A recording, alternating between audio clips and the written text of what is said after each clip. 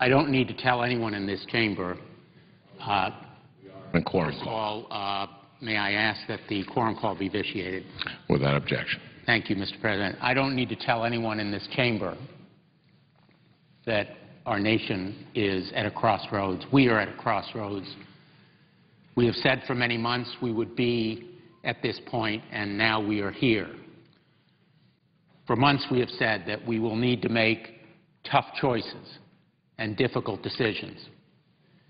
And now we are at that very point when we need to make those tough choices and difficult decisions to rein in the debt and the deficit and to put our fiscal house in order even as we raise the debt ceiling. Now, this decision is difficult and tough and excruciating for us, but they are hardly different than what American families are doing all around this country and in Connecticut, because I've seen them and I've heard from them, and so have you in this chamber. Families that are struggling to make ends meet, stay in their homes, keep their families together, make those cuts in their spending that we are now required to do in this chamber for the nation, and it is a historic responsibility. We cannot keep kicking the can down the road. That is the analogy that has been drawn countless times in this chamber, around the country, by the President of the United States himself, and the point is the time now is for action, not for delay, not indecisions, but for real action that achieves a credible solution, which will demand compromise. Compromise is the essence of the American Republic. It is the way our nation was founded, through compromise, people coming together, bringing their differences to the table, and then resolving them. And families in Connecticut and across the country make these kinds of choices every day when they buy a car or a house, when they decide where to go to school, even sometimes when they decide whom they will marry. Compromise is the essence of the American Republic and the way we do business in this chamber, in this city, in state capitals around the country, in places of business, and places where momentous decisions are made. And the American people expect nothing less of us than they do of themselves. There is no avoiding now these tough choices and compromises that will help us get our debt and our deficit under control in a meaningful way. The markets and the nation need a real plan, not a short-term or stopgap effort. We must demonstrate that we're committed to finding a real solution. A short-term plan would not provide the kind of certainty and reliability, that the markets are desperately seeking at this point. A short-term or stopgap solution risks many of the same dire economic consequences that would be triggered by a default itself. A financial Armageddon now, a catastrophic failure to raise the debt ceiling now, is exactly the same risk 6 months from now if we attempt to address our present issues through a short-term stopgap measure. And that financial Armageddon will affect every American family, every American small business, every American worker and job seeker. It is about jobs and economic recovery, because a failure to raise the debt ceiling will increase the cost of borrowing for every homeowner, every car buyer, every small business, every person who has a credit card or otherwise seeks capital or credit in the market. And by raising the cost of borrowing, it will simply crush our fragile economic recovery. It will be a job killer for this nation. It is time now for compromise that will avoid those dire consequences for the American people, and the Reid proposal is a compromise in the best sense of that term. It's a solution that meets all the criteria that our Republican friends have been insisting on for weeks. It does not include revenue increases. It includes enough spending cuts to meet the amount of debt ceiling increase dollar for dollar. It includes spending cuts that have been approved by many Republicans. The majority of those spending cuts have been voted for. And most important, from my standpoint, and from the standpoint of many of my colleagues on this side of the aisle, it does not make spending cuts on the backs of our seniors and our most vulnerable citizens. It avoids spending cuts to Medicare and Social Security that would imperil or diminish the benefits of those programs. Let me say about this compromise, the Reid proposal, it is not transformational. It's not a grand bargain. It is incremental. It achieves progress step by step by step, the way progress has been made in this great nation from its founding, step by step by step. It represents, as perhaps one of the columnists might have described it. In fact, this morning in the New York Times, David Brooks said, there has been an outbreak of sanity. This proposal represents an outbreak of sanity in roiled waters of emotionalism, personality conflict, political acrimony.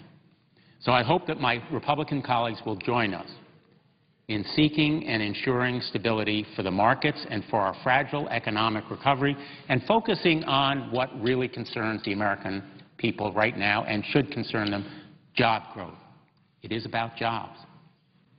We should get on with that historic task of creating jobs and enabling small businesses to borrow at rates they can afford without hiking those interest rates as a result of a financial crisis that is truly avoidable. Failure would be the result of our own doing and our own failure in this chamber. We need to keep our economy moving in the right direction, and I am hopeful, even confident, that we can come together with goodwill on both sides to overcome our differences and achieve that compromise that the Reid proposal represents. Thank you, Mr. President, and I suggest the absence of a quorum. The clerk will call the roll. Mr. Akaka.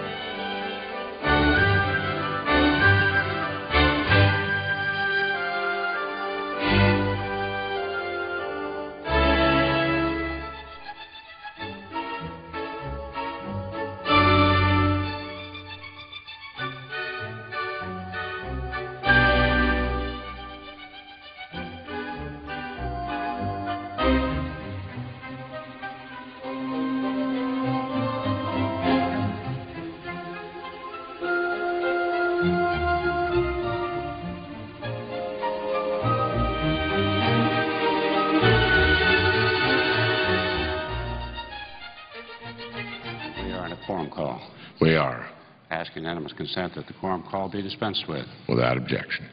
Mr. President, I understand we are in a period of morning business We are. and that I can be recognized up to 10 minutes. Is that correct? That is correct, sir.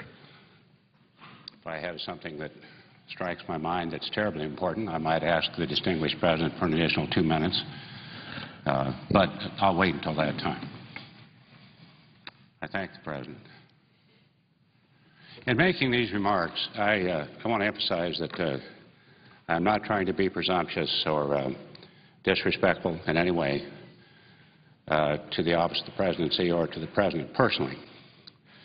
As I want to make that very clear, it's just that I'm trying to think of an allegory to try to get my point across, and it seemed to me that this might be the way to do it. We've got our national unemployment rate at its highest level all year. We got the debt ceiling rapidly approaching the crisis that everybody is talking about. And you would think you could do everything that we could to support those industries very critical for job creation and economic development. There is one industry that I am referring to in particular, and that is general aviation. And I was trying to think, how could I get my point across? Well, since we have Speaker Boehner, Leader McConnell, and the distinguished majority leader, Mr. Reid, Senator Reid, conducting the very best they can to get a solution here, perhaps the President, although his time is very valuable, could talk to somebody like me, a ranking member of a committee, very worried about what's happening with our country, very worried about what we can do to get this debt ceiling fixed, and we get a long-term solution in regards to our entitlement reforms. And perhaps he could actually invite me down, maybe later, a lot later, certainly no cameras, in regards to a little basketball game of horse, because everybody knows the President's a very good basketball player. Matter of fact, an extremely good basketball player. I'm not going to make that claim, but there was a day on blindside picks and a few other things that I could do. But I would emphasize to the President bouncing the ball to him on just a bounce pass and say, your ball, Mr. President, the ball's in your court. And I'd like to emphasize while we were playing that basically he shouldn't be more concerned with increasing the debt ceiling past the 2012 elections and working on a long-term solution for solving the crisis. That'd just be a suggestion. He would probably go to the left corner and sink a three at about that time. And I'd want to emphasize to the President that he is singling out, he seems to be fixated on one specific industry that affects me and other specific industries as well. And I don't know how you pick and choose who should pay more taxes, who should pay more in terms of sacrifice, in terms of picking and choosing industries. But at any rate, I would tell the President when I had the ball, I would probably be dribbling a lot, or trying to, if he wasn't playing tough defense. And I'd say, you know, Mr. President, since negotiations started last month on raising the debt limit, you have had on multiple occasions over and over and over again singled out the general aviation industry as an example of big business that serves only the wealthy and should contribute more to lowering the deficit. The only problem with this claim is that it's not real, it's not factual, it's not correct.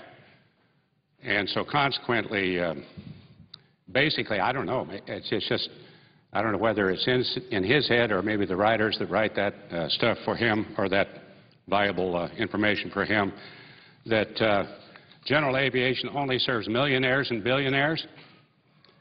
And then after I shot and missed it, and I'd say your ball again, Mr. President, I would say as he was trying to drive around me rather successfully, the truth is that these aircraft actually serve as an essential business tool for a multitude of businesses of all shapes, all sizes, farmers, ranchers, manufacturers, businessmen and women, to access multiple offices and facilities that are spread across this great nation. These folks are not fat cats. They're not even thin cats.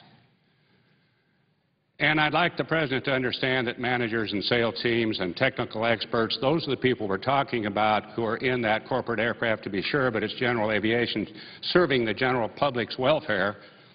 They are often required to visit numerous offices in a short amount of time in regions of the United States that aren't served by large airports. By that time, the President has scored a couple of layups and 2 more jump shots, and I have yet to hit a shot. But I will persevere. And I would say to him as we were playing there on the court, Mr. President, in fact, 90% of our country's airports aren't even accessible by commercial aircraft. Certainly this President of the Senate, or the acting presiding officer, knows that. And I think they really represent just those plain folks that you've been talking about, just the folks that are in the middle, just the folks that are having a tough time, just the folks that have been laid off. And then we have a paradox of enormous irony where in the stimulus bill there was a tax incentive toward general aviation that helped some of those folks get those jobs back, and it's that which you are attacking, which is your own suggestion, or at least that of the majority here in the Senate.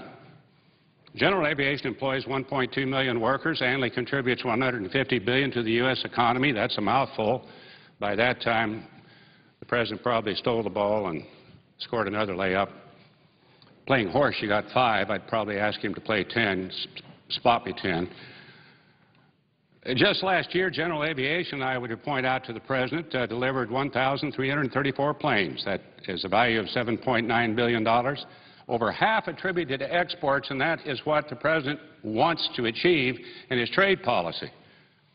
He wants to, his goal, I would tell him, sir, your goal is doubling U.S. exports over the next 5 years. You don't do it by calling general aviation fat cats and singling out that industry for political blame. Well, let's talk about tough times and tough going. Like every other business sector, general aviation has struggled during the recession.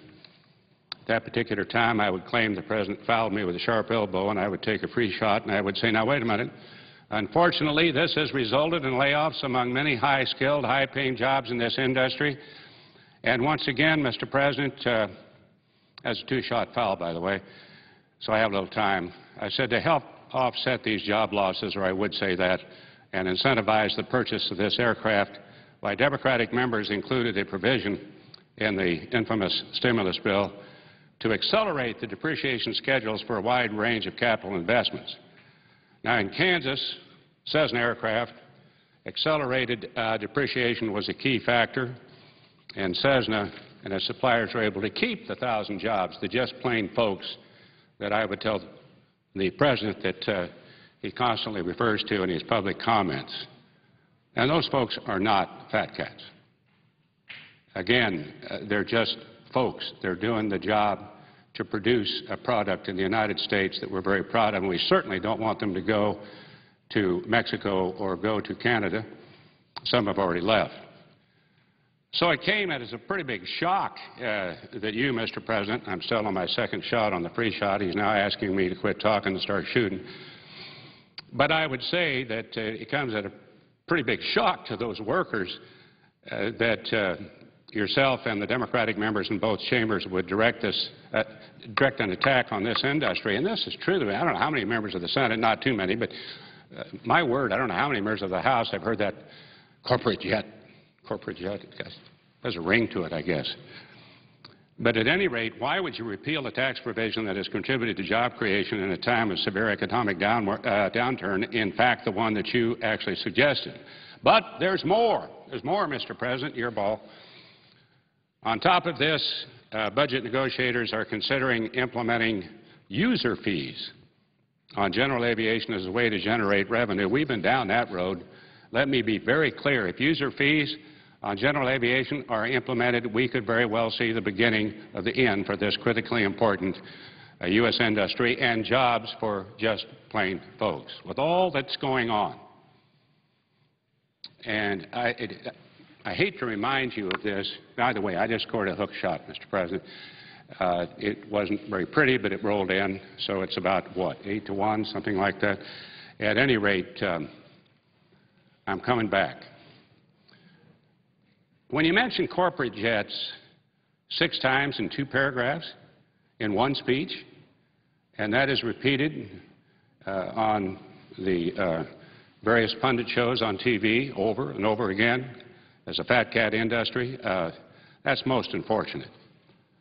I think we need to get serious about spending. I have thought so for some time, and I think every member here does as well. We have our different ideas how to do it.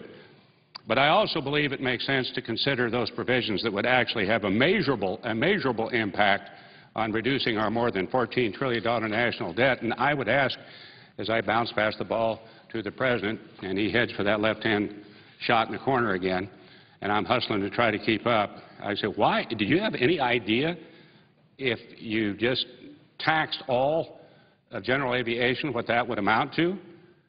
Just changing these schedules, the depreciation schedules for corporate jets, i.e. general aviation, would only contribute $3 billion of revenue over 10 years. We borrow around $40 billion every 10 days. Repealing this tax provision would close our national budget deficit for 1 hour. 1 hour! 1 hour in terms of a measurable effect, and yet we still pick on general aviation and calling them all fat cats. Sadly, this isn't the first time that we have seen this happen, that the Congress of the United States, a different president, has singled out general aviation. 1990 budget deal, the majority created a new luxury excise tax that applied to boats and aircraft. The tax was repealed in '93. Know why? Know why? Because as the Democratic-controlled Senate Finance Committee report explained, during the recent recession, the boat aircraft industries have suffered job losses, increased unemployment. I guess those are plain folks, so they qualify, not fat cats. And it said that the committee believes that it is appropriate to eliminate the burden these taxes impose interest of fostering economic recovery in those related industries. That's a lot of words, especially when you're out there playing horse in weather that's pretty hot today. Certainly is a lot better today, so maybe it'd be a better deal. I couldn't agree more with that. We have been down this road before, and I think it's unfortunate. Lastly, just before I watch him make his last shot, and I go down to defeat, at least on the court, I would hope I would have made my argument to the President that in singling out general aviation that as fat cats is simply not accurate. It's class warfare. That's a little tough. Maybe I wouldn't say that on the court. Maybe just sort of nudge him a little bit when I got underneath the bucket. At any rate, it's going to take courage to put this country's fiscal back in order. There's no question about that. But it's absolutely essential for us to do it in a responsible manner and not scapegoat, not by singling out important sectors of industry that have long played an invaluable role in the economic development of both my home state of Kansas and our country as a whole. So I would simply say, your ball, your game, Mr. President, but let's don't single out general aviation anymore. Might have been the case if he was on a corporate jet with Kobe Bryant or somebody, I don't know, maybe a Hollywood actor, or maybe going to a fundraiser or something like that. Maybe he got that in his head, that everybody that has a corporate jet, i.e. general aviation, as opposed to going from Kansas to North Dakota to check on some farm ground, that is the case. I hope that that is not the case anymore. So that's the end of the ball game. But it is not the end of the debate. But I hope we have a debate without singling out an industry that is unfair and not accurate. Thank you, Mr. President. I yield the floor. I notice the absence of a quorum. The clerk will call the roll. Mr. Akaka.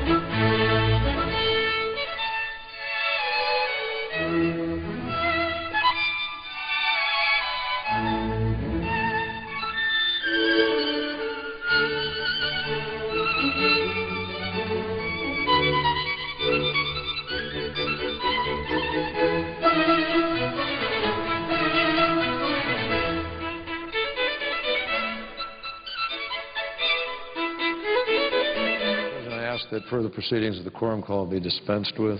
Without objection. Mr. President, I ask the unanimous consent I be permitted to proceed as if morning business for about 15 minutes. Without objection. Mr.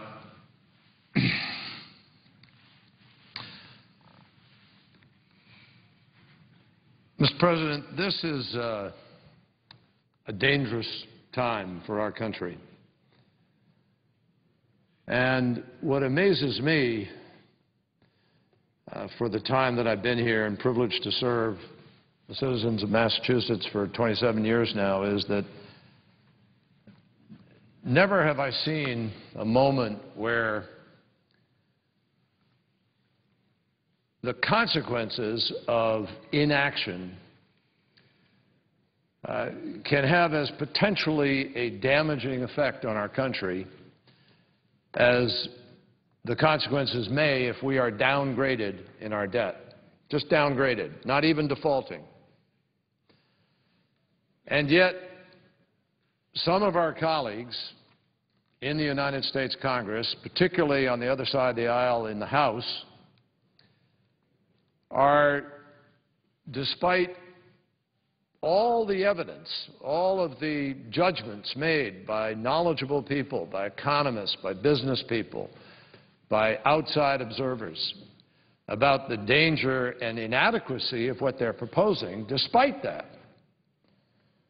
they're insisting not on a matter of common sense or as a matter of logical economic policy, but insisting as a matter of politics and ideology on holding the entire economy of our country hostage. And be damned with the risks. Notwithstanding what that may mean for 401ks for families, what that may mean for investments that are on the brink today because of the fragility of the economy, notwithstanding any of the advice of people who deal with money on a daily basis in terms of investments, these people, many of them who've never served in public life in their lives, never been part of a compromise, but have come here with one ideological purpose. These people are putting the entire nation at risk. There are a lot of people here, particularly here in the Senate on the other side of the aisle, who know this is dangerous and who know the risks we're taking and who know that there are better alternatives.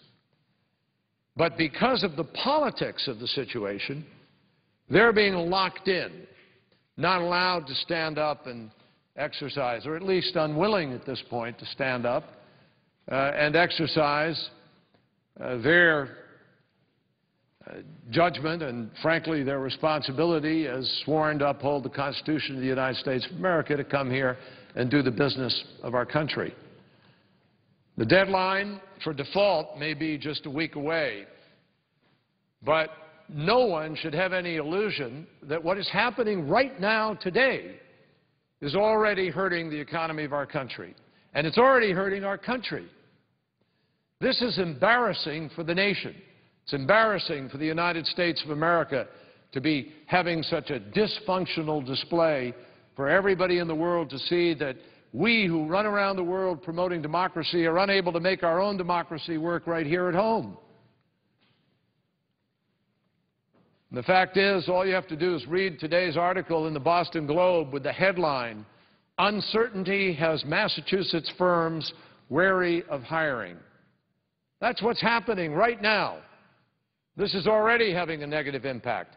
Maybe that's what some of the people on the other side of the aisle in the House want. Maybe they want the economy to come down so they can win politically and point to the president and say, oh, it's his fault we don't have the jobs, even though they're weakening the economy with their obstinacy, and with their ideological rigidity. Today's article says, still cautious from the last recession, many business owners worry that government leaders will be unable to reach an agreement, while others are concerned about exactly the opposite, that any agreement will invariably include spending cuts and weaken an already lackluster recovery. Madam President, this is no way to provide economic stewardship, and most importantly, it's no way to run a government. There are countless institutions that rely on the United States for us to go out and help other nations to be able to recover economically. I met yesterday with the finance minister and deputy prime minister of Greece. Greece is taking enormous steps right now to try to bring its debt down, and all of the Eurozone has joined in that effort. And Italy and Spain are likewise at risk in their economies. But the IMF is a critical component of that recovery. And the United States is a critical component of the IMF efforts, and we have a significant amount of our capital at risk in the IMF. And so what happens there is important to what happens here. But this place is not behaving like there's that interconnectedness.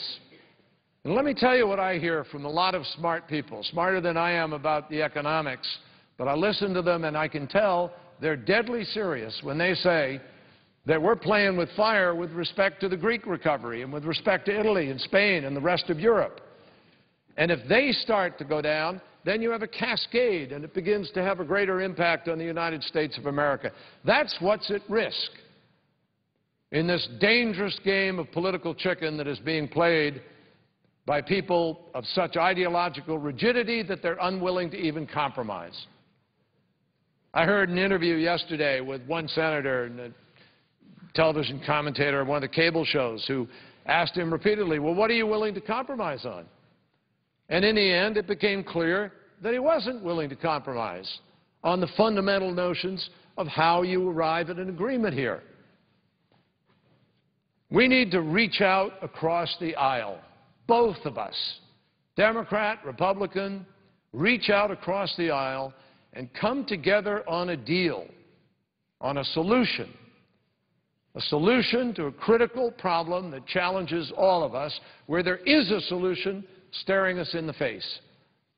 And we need to do that before we, as a result of the inability of people to make that compromise, before those who take that position of ideological rigidity, before they do greater harm to our economy and to our country's reputation. We need to put an end to the time clocks that are running out, how long it is before default, which sends an enormous message of uncertainty and of incompetence, of dysfunctional politics on a daily basis. Every tick of that clock drums into people the inadequacy of what is happening here right now. Back in 1983, President Ronald Reagan, who many of the people who are taking this position of complete obstinacy, who many of them revere, they ought to listen to what he said, because President Reagan wrote, the denigration of the full faith and credit of the United States would have substantial effects on the domestic financial markets and on the value of the dollar on the exchange markets. The nation can ill afford to allow such a result. Now, almost 30 years later, some House Republicans have absolutely turned their backs on the legacy of Ronald Reagan. Instead, they continue to play this cynical game of chicken with the President, with the Congress, with the American people, with our economy, with our reputation, with our future, by refusing to negotiate a clearly achievable, clearly definable compromise agreement that would extend the debt limit, something that happened 17 times under Ronald Reagan. Their negotiating strategy? Don't negotiate. Do what we say, no matter what the danger or how ill thought out the consequences may be. David Stockman, the former office and management OMB director under President Reagan, said the following about the House Republican budget. He said, I think the biggest problem is revenues.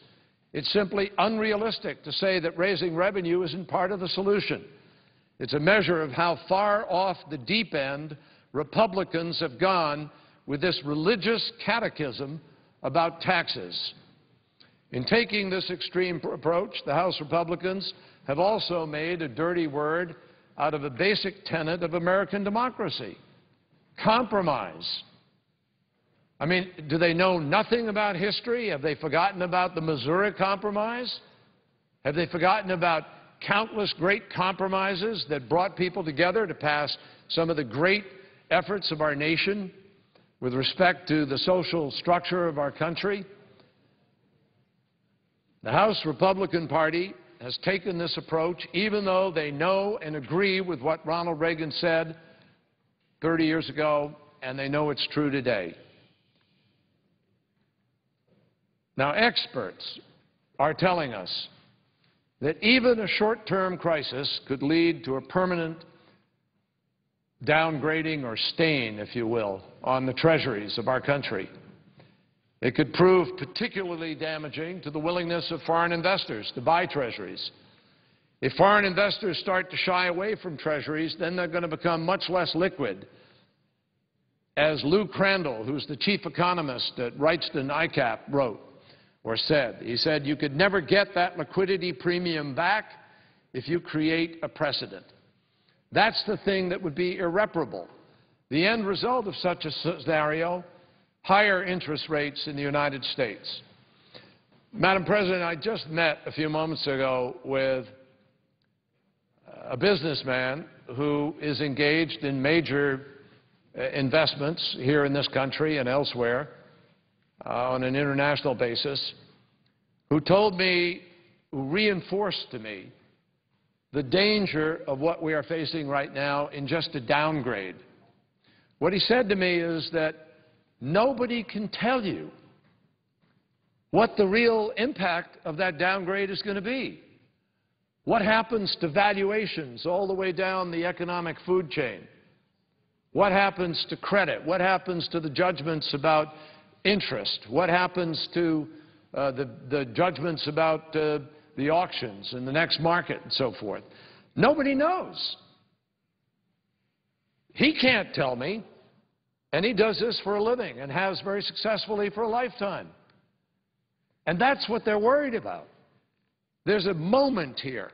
Nobody knows when exactly it is, but there's a moment here when, as you get close enough and the dysfunctionality becomes the overwhelming, dominating feature of this effort, that someone's going to cut and say, okay, time to downgrade. And then what happens? What kind of downward spiral flows out of that? I don't know, but I know that we shouldn't be pushing it to the limit and taking that risk. Why are people taking that risk? Why are people, despite all the commentary that says we ought to be reaching across the aisle, we ought to sit down the way we used to around here, why are they doing this? I'll tell you why. Because they want only one way of approaching this solution, their way. Because they want to so dramatically cut federal spending and cut entitlements without increasing revenues at all. No matter how successful people have been at the upper end of our economy, no matter how much money people have made, they say you can't even ask a billionaire for $100. You can't even ask a billionaire for $500. Nothing. Nada. No. That's it. And that's the reason they're willing to take the country to the brink. They know they don't have enough votes to even pass the budget that they're screaming about still. But they're not running around trying to find the alternative. They're going to push it anyway, have a vote on it anyway, send a dramatic, stupid message of incompetence to the world, and drag the United States of America down with it. It's stunning what a group of extremists can do who are trying to get their unrealistic and impossible budget passed, which even a lot of Republicans know they're not going to vote for. The Boehner plan would require draconian entitlement policy changes. To meet the $1.8 trillion in cuts over the next decade without any increase in revenues, policymakers would be forced to cut Social Security and Medicare benefits, and that's not a scare tactic. That is an absolute reality of what would have to happen if you proceed to do those cuts the way they're structuring them, and you'd eviscerate the safety net for low-income children, for parents, for senior citizens, and for people with disabilities. One of the worst and most disturbing components of this plan, of the Boehner plan, it's incomprehensible to me. They want to do this whole thing all over again in 6 months. There's no economic reason that you have to do it again in 6 months, because they purposefully left out the money that could come from reducing our engagement in the wars in Iraq and Afghanistan, which is going to come. They purposely left that money out so it wouldn't show the amount of savings that could get you through next November. And the reason they purposely left it out is so that they can come back and do this same exercise again next February and make all of the discussion in America about debt deficit when we're perfectly prepared to have a serious discussion not about raising the debt on it, but about solving it, about doing it. You don't need a constitutional amendment to do our duty. You don't need a constitutional amendment to balance the budget. And I know what I'm talking about on that because I was here when we balanced the budget in the 1990s without a constitutional amendment. We've balanced the budget 5 times since World War II, and we've done it each time without a constitutional amendment. So let's not have this phony, structured setup that's pure politics. I'm sure they're raising a lot of money from their base on it every single day, but that's not what this ought to be about. This ought to be about solving the economic problems of our country. A short-term plan is not necessary, and it is most importantly not wise. Because if we go through this exercise again in 6 months, in the same way that we've gone through it in the last few months, we're going to drive this economy right down and down. Now, maybe that's what they want, so they can then blame President Obama and turn around and blame the Democrats who are responsible here in the Senate. Because there's no other rationale for wanting to come back and do this in 6 months. When we can do this with the joint committees that are in both the Boehner plan and in Senator Reid's plan, we have the ability to set up a structure like the BRAC closing commissions where we have to vote, where we're forced to do this on an accelerated basis, where we tie ourselves into a process that requires the United States Senate to do its duty and the Congress to do its duty. We can lock that in right now. We're not kicking anything down the road if we do that, and require us not to have a balanced budget amendment that goes out all across the country for states to have to ratify, but rather do the job we were sent here to do and do it in the next few months. That's what we could be doing.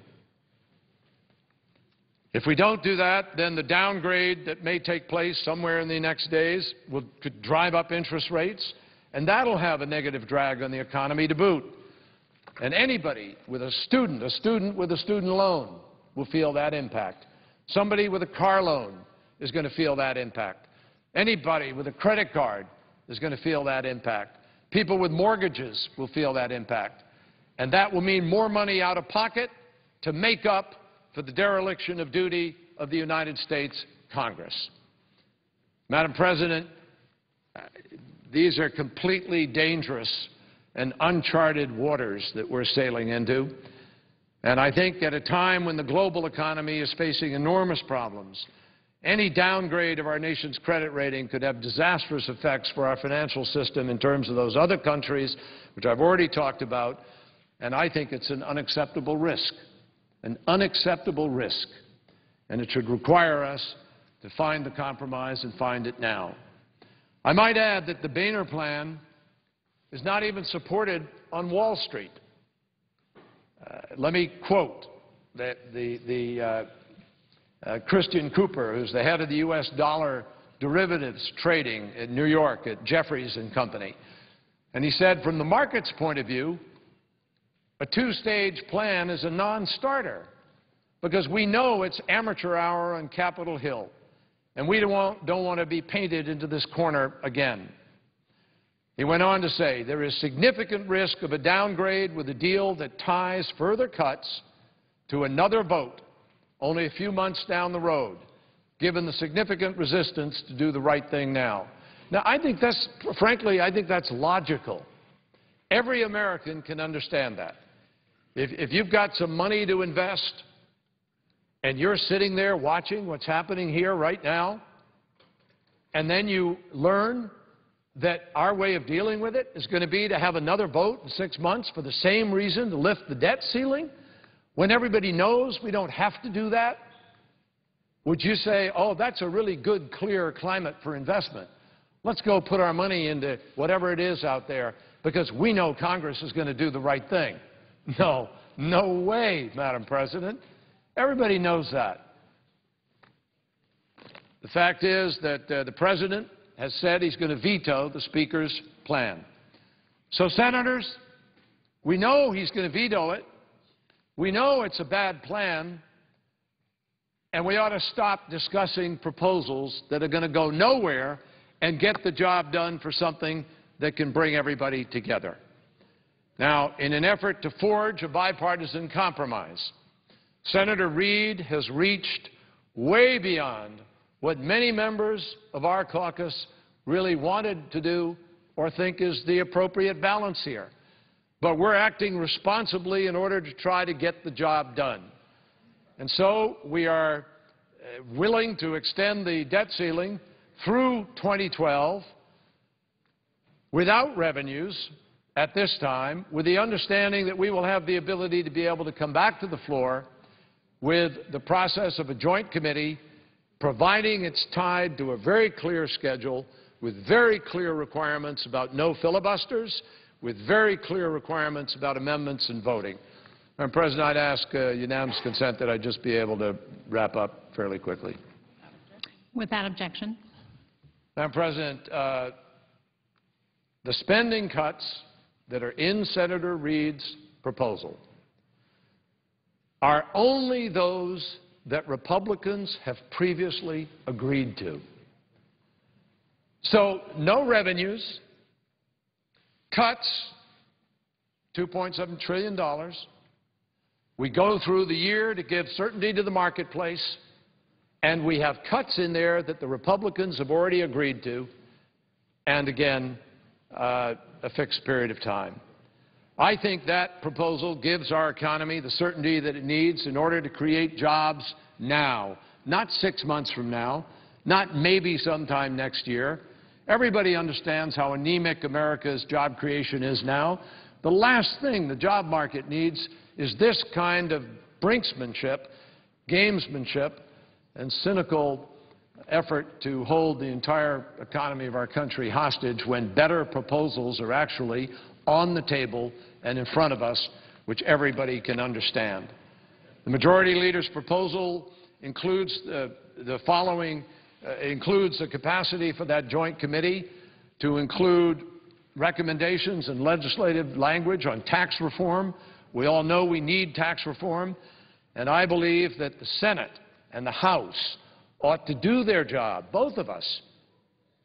And what Senator Reid's plan does is actually calls on the Senate to live up to its ultimate responsibility. The Speaker's plan has no such language, nothing that requires that kind of participation.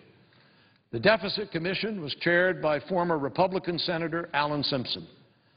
All of that work is being ignored right now. And the so-called Gang of Six here did an outstanding job, in my judgment, of helping to put together a bipartisan plan which actually included revenue. And I think some 20-some Republican senators were prepared to support a thoughtful, balanced plan that had both revenues as well as cuts. So we can find the common ground here. We need to find that common ground here. Over the last year, we've seen a number of bipartisan plans put forward on the debt limit.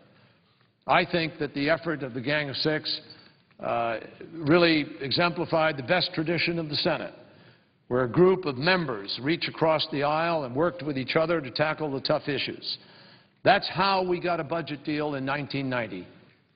That's how we got a budget deal in 1997. We have done this before. And we did it growing our economy, creating 23 million new jobs, creating a surplus of $5.6 trillion. And had we stayed on that course, we would next year be paying down the debt of our nation completely for the first time since Andrew Jackson was President of the United States. Everybody here knows why we went off track. I don't need to go through that again now.